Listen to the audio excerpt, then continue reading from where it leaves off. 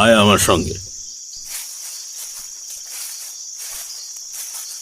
সেই ঘন অন্ধকারে আমি সাধুর পেছনে চললাম।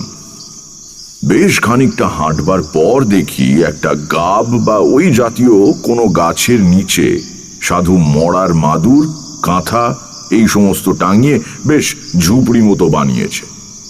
বললাম, আপনি এইখানে থাকেন? কেন, অসুবিধাটা কি? সাধুর কথাবার্তা যেন কেমন কেমন।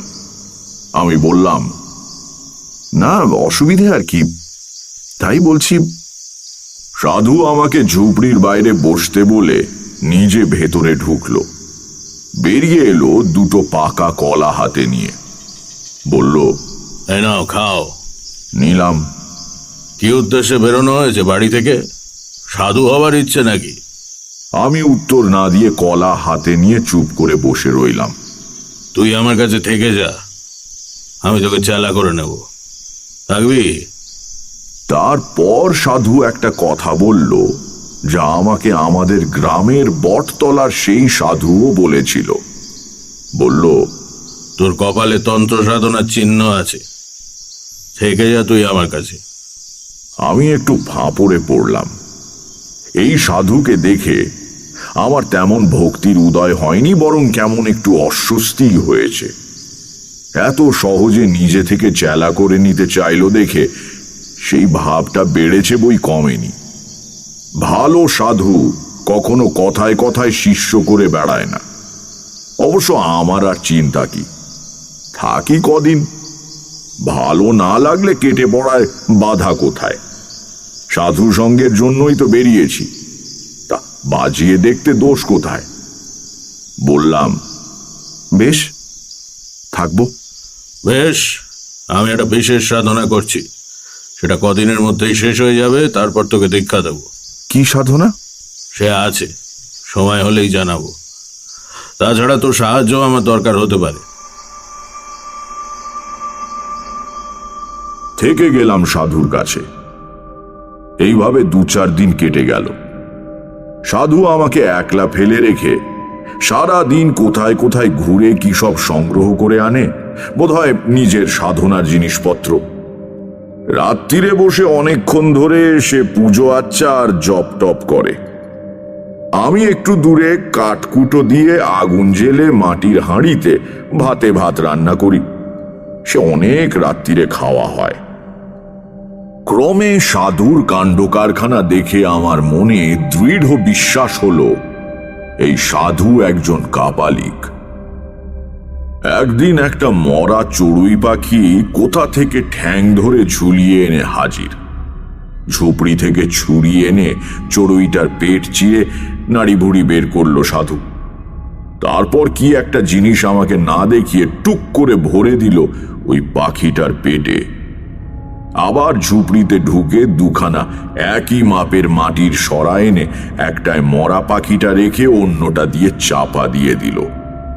তারপর একটু আটা মেখে সেই আটা দিয়ে দুটো সরাইয়ের মুখ জুড়ে দিল।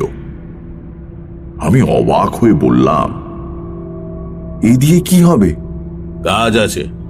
তারপর আমার হাতে মুখ বন্ধ সরাটা দিয়ে বলল, আগুনে পোড়াও তো, এটা 1 ঘন্টা ধরে পোড়াবে।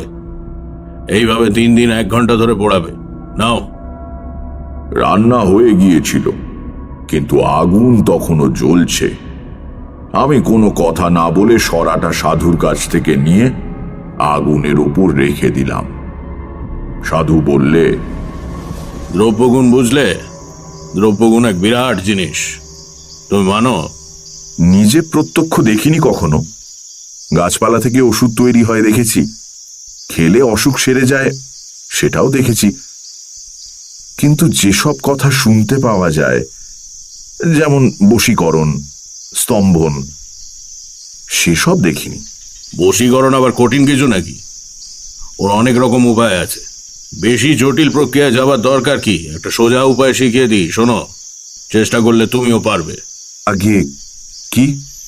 যে কোনো মাসের অমাবস্যা তিথিতে যদি দুপুরবেলা ঘূর্ণিঝড় ওঠে কিংবা জোরালো হাওয়া দেয়, তাহলে সেই হাওয়ায় উড়ে যাওয়া কোনো শুকনো গাছের পাতা একটা মন্ত্র বলতে বলতে বাঁ হাতে ধরে ফেলতে হবে। সেই পাতা গুঁড়ো করে পান বা দুধ বা যাও কিছুর সঙ্গে খাইয়ে দিতে পারলে সেই লোক কুকুরের মতো তোমার পায়ে পায়ে ঘুরবে। আছে আমার কাছে, দেখবে? সাধু ঝুপড়ি থেকে একটা শুকনো অশ্বত্থ পাত হাতে করে বেরিয়ে এলো।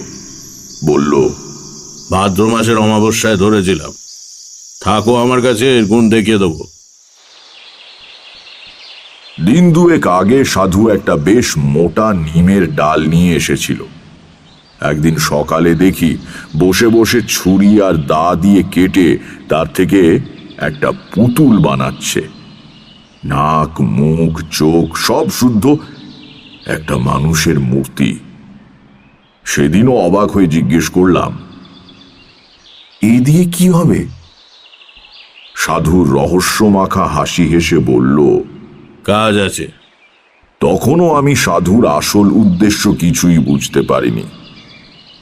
বুঝতে পারলে আর এক মুহূর্ত সেখানে থাকতাম না।